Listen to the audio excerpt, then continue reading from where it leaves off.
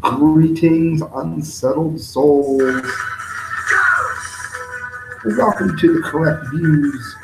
Sam I. B. Gangi doing political commentary for the Media Speaks. For those of you that are expecting the Dunce Cap of the Month award, maybe you haven't heard, we will be doing 2 of those next month. Got a little behind. I got a tooth pull that got late in the month. It's just easier to do it that way. However, I do have a treat. A lot of you enjoy the Fukushima videos. And due to the hectic schedule I've had of trying to secure a place to do this show at, I neglected a couple of the Fukushima stories, so they will also be in tonight's broadcast. I see people trickling in. Welcome aboard. Before we get into the news, I want to remind you that this is listener supported and that you can support me and help me do a better show by donating at thecorrectviews@hotmail.com through PayPal, which I would appreciate very much, as a matter. Friends, here we go. Rand Paul here opposing Mr. Trump, and many of you know that I've been very vocal in the fact that I'm happy with a lot of the things that Mr. Trump has done. He has gotten us out of the TPP, he is strengthening our borders, and he's standing up to countries and working to stop outsourcing. He very likely is going to create some kind of a peace with North Korea, which could prevent us from getting into a war with China, which is something we don't want to do considering that they're a nuclear power and Z is half mad. Having said that, a lot of libertarians have lost track of a very important fact, and that is that we are no longer on the gold standard. And if we don't do something about the debt we have, particularly with that being true, then the outcome could be dire, to say the least. This is from CNBC. Ron Paul warns that market dangers are bigger than ever, even if Trump backs away from the tariff threat. Now, Rand Paul has also been saying the same thing. He's saying that we've pulled away from the gold standard and that we haven't done anything to secure the fact that we're a bankrupted nation, friends. A lot of people don't know that. We are a bankrupted nation held up by fiat currency. That's it, friends. That is it. That's all that's holding us together. And we are currently enjoying status as the world currency, but that's not always going to be the case, particularly now that some other nations are less than happy with us due to some of the horrid leadership we've had in the past, such as Obama and Bush. And on top of that, you can add to it the fact that they know our money isn't based on anything, so they're not very likely going to be diving into this with the same excitement they did for our currency that they did before. If the Fed continues on the things that they are sort of planning on doing, it's going to be a calamity, said Paul. I think we have a greater distortion of a financial danger sitting there bigger than ever before. And let's face it, when we see stocks going up, when we see these kinds of things developing, we ask ourselves, how did this change overnight? We know that Trump is obviously attracting business to make sounder decisions, but at the same time, you can only put a Band-Aid on a sword wound for so long before you're still bled out, as it were. Something's got to be done about that. And even though, I'm probably angering a lot of people that know that I support Trump here, but I don't support him in this. We do need to get back to sound money practices. And if we do not do something about the debt, then we're going to be in a horrendous problem. And that would have been just as true if Stein, Johnson, or Clinton had won. Moving on here. Mom used phone app to find missing daughter who had been killed. This is really sad. It was from Zoe Hastings. It was very unusual for her not to show up, it says. The 18-year-old high school graduate from White Rock, Texas, had planned to attend a class at the Christ of Latter-day Saints on the evening of October 11, 2015, but she never made it. Her parents, it says, reported her as missing and were going frantic with each unanswered text and call. Over the course of the night, they ultimately figured out how to use a phone location app and track down their daughter's location in a creek bed, unfortunately, near the church. When her parents arrived, there was already a crowd outside a crime scene set up by Dallas police, according to the testimony from the Dallas Morning News, They gave us the horrible news, Cheryl Hastings, the teen's mother, testified in the capital murder trial on Thursday. Zoe was found dead outside her family's crashed minivan in the creek. Dallas police said at the time that she did not die in the crash, but instead died of obvious homicidal violence. Imagine this. Not only are you in a car crash, but then you get violated in some horrendous way like this. It almost sounds like something that if it was put into a fictional movie or a story, the editor would say, don't do it, it's not believable. Weeks later, they arrested Antonio Cochran, who you can see there. Authorities allege DNA evidence found at this crime scene matched Cochran via a criminal database, and that's from TV station WFAA there. After his arrest, a spokesman for Hastings' family released a statement that said, this family, as you can imagine, is grieving, but it is also happy about the way that this community came together because it is representative of the way that Zoe lived her life. A life that she lived for others, recognizing a power that was greater than herself. At the time, police told police that they saw the teen talking to the man at the local Walgreens the day she disappeared. On Friday, another witness alleged the jury said it looked like the kidnapper was trying to sneak up on the teen as she entered the minivan.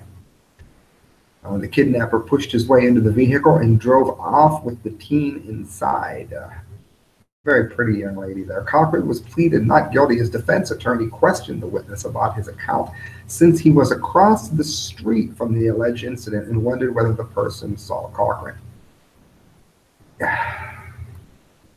It's amazing because anybody who turns on the TV can see something like forensics files, or they can see something that proves how easy it is to catch these kinds of people. And yet the foolishness seems to know no end. There's always some bonehead out there that thinks they're going to pull it off. Thankfully, they are usually wrong. Although, there are a great number of cases that are not solved. And you have to wonder how many people actually do get away with it. All right, guys, a little bit of the Fukushima stories that I told you I was going to get to. This is from The Sun, and by Fukushima, I mean anything nuclear. Quake fear. Alaska earthquake tsunami warning forced Kodiak residents to flee to high ground after a 7.9 tremor sparked the alert off the Yuba coast. The huge earthquake off the coast of Alaska sparked tsunami warnings, and residents in coastal towns close to the epicenter were taken in the night by warning sirens, awoken, I should say, and urged to flee their homes for ground at least 100 feet above sea level. It was noted as it was a warning for an extraordinary threat to life. After a few intense hours, the tsunami was canceled, allowing the people to return to their homes and shelters. Now, I'm not going to read the whole thing. I will scroll down it so that those of you who wish to can do so from my screen. But I'm going to say this. We are seeing an extremely high amount of earthquake activity. Almost biblical, the diverse places that we are seeing them. And this is important because there are people that want to continue operating nuclear power plants and even building new ones.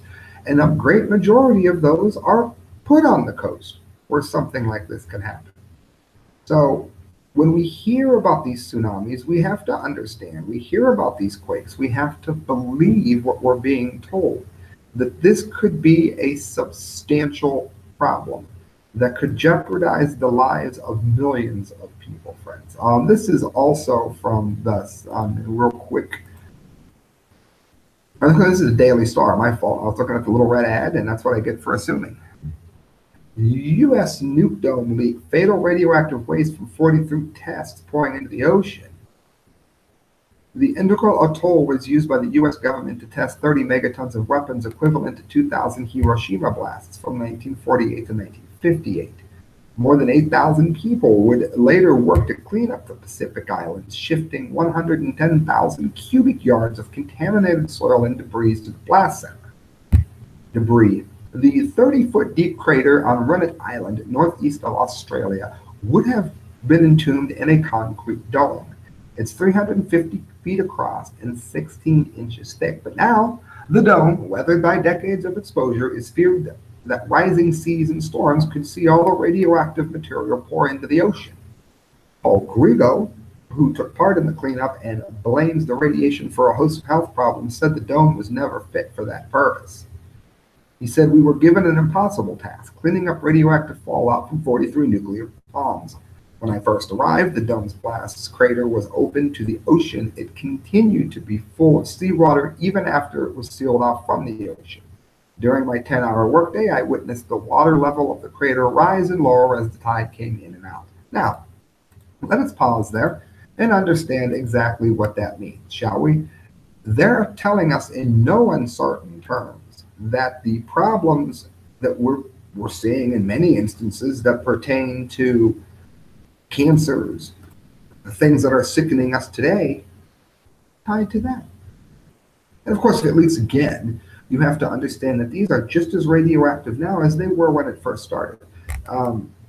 The time period is nothing on the scale when you're talking nuclear hazards like this. It might as well have just happened. Many of these poisons are poisons for millions of years, okay, millions, billions of years. And it's not something that you can just wish away. Well, he continued, "No attempt was made to drain the crater or line it before the radioactive waste was dumped into it. The coral was created. The island is porous, and the shock from numerous nuclear weapons tests had also fractured the coral. From the first day forward, the water has flowed into the lagoon with the tide, creating a gigantic radioactive toilet that is flushed about twice each day into the Pacific Ocean," which of course is what's being poisoned from Fukushima. "Did I experience the power of the typhoon while I was there, and I believe the dome could have be just one typhoon away from a breach. The sea level and ground level are becoming more and more to be the same, and it doesn't matter if we're talking about sea level rise, land subsidence, or both. Water will always win out over man-made objects." So, well, what have we learned? Well, we've learned that we were told that you could keep this stuff under wraps, remember? We were told that there's ways to put the cat back in the bag, as it were. There isn't.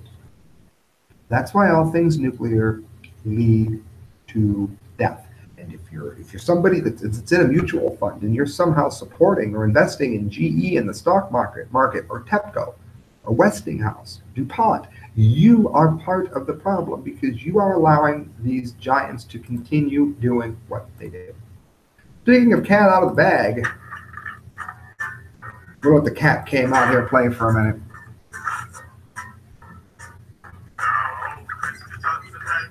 Oh, yeah. Cat missing for 10 years. Burned in California wildfire. Returned to the Longmont family.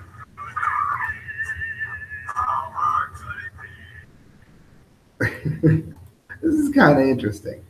Look at the poor cat. I had to cover this. When devastating wildfires, bro, I hate this thing. Really do. When devastating wildfires broke out in California wine country this October, Jen Thompson felt a tug at her heart to adopt one of the hundreds of cats rescued from the ash. "I was telling one of my friends out there I feel like I should adopt one of these cats because there were so many," said Thompson of Longmont. "We lost a cat to cancer last spring, and I've been telling my husband we have a vacancy." Before she could think about it any longer, she received a call on October 31st. Thompson's pet cat, Pilot, who wandered away from the family's then home in Santa Rosa, California in 2007, 11 years ago for those of you math impaired, had been found in the rubble by a good Samaritan looking for her own cats in a little more than a mile from where Pilot went missing there all those years ago. The cat was badly burned and in extremely poor shape, but alive and in the care of Northern California Pet Hospital, where Thompson's sister works. Imagine that, her sister works there. How could you have lucked out more than that in a state as big as California? This cat was like ordained to be there and saved. Vets had scanned the microchip that was inserted when he was a kitten and tracked down Thompson, who has since moved, of course, to Longmont. "It's pretty crazy," Thompson said. "I got a phone call and told my husband, and he's like, 'You're going to get him, right?' After the trip to Northern California to fetch Pilot, 2 surgeries, including one, oh, this is awful, to amputate 5 of his toes and lots of healing, he's finally setting into his new but familiar home with the Thompsons and their other 3 cats. I think he recognized my voice, and that was pretty cool, Thompson said. When I brought him back, he definitely recognized my daughter. Definitely. She was 8 when he went missing. Right away, he went and cuddled up to her. I had no doubt. It's like, okay, he knows my kid. Thompson had no idea where Pilot had been for 10 years, and the family welcomed him as a kitten in 2004, and he became, says, a loyal indoor cat, acting more like a dog, following the son around. But he didn't come back one night. Everyone was devastated. Thompson started a GoFundMe page in hopes of raising $500 for the cat. And donations surpassed $4,000. When I got the first donation, I cried. Everything has been so surreal, and we're so happy to have him back. And friends, that brings us to the dumbdee of the day. Oh, you guys wait for the dumbdee of the day. What's the stupidest story going to be? Well, I can tell you what it is. How about a doctor who allegedly used single-use catheters on multiple patients? How about the yuck factor of 50? A surgeon, and look, get this. Where is he located? Maybe it's just my sense of humor here. He's located in Middlesex. You can't make that up. A surgeon in Middlesex, New Jersey, had his license suspended at the end of last month due to allegations that he put patient health and safety at risk by reusing single-use catheters for anorectal exams on multiple patients. Trying to save an extra nickel there, as if doctors don't make enough. People undergo this procedure of anorectal, I hate this thing. Why did it do that to me? It keeps changing where I'm going. 1 second while I refresh this stupid ass AOL page. Dreadful. All right. They undergo that procedure when they feel constipated or suffering from bowel control problems. What an annoying page. Or could have other issues in other parts of the body. Medical professionals placed a small balloon at the end of a catheter inside the patient's rectum, which they could inflate to test the reflex function, while the other end is hooked up to the pressure measuring device. So after it was up somebody else's most sensitive areas, guess where it went? Up the next patient's. Dr. Sanjeev K. Patankar allegedly washed and reused these catheters on at least 5 patients before throwing them away because the replacements were on back order and his testing equipment is out of date, according to a complaint from the state. So rather than just update his testing equipment, he decided to be greedy. The decision to suspend his license came after testimony and evidence review during a hearing in December. His office wasn't available for contact. Dr. Patkantar's alleged conduct not only violates professional standards, it reveals an alarming lack of judgment and calls into question his fitness to practice, said Sharon Joyce, the acting director of the state's Division on Consumer Affairs. Via a statement, she also said by temporarily suspending his license, the board fulfilled its duty to protect the public from this practitioner while these very disturbing allegations are pending. Hopefully he doesn't get the license back. You gotta wonder, people, what goes through the minds of some people who have achieved so much and remain so unbelievably greedy. Friends, you've listened to The Correct Views. Do me a favor, make sure you donate at thecorrectviews@hotmail.com. Do so through PayPal, and we'll see if we can't get the internet back on in my studio. Good night, friends. God bless.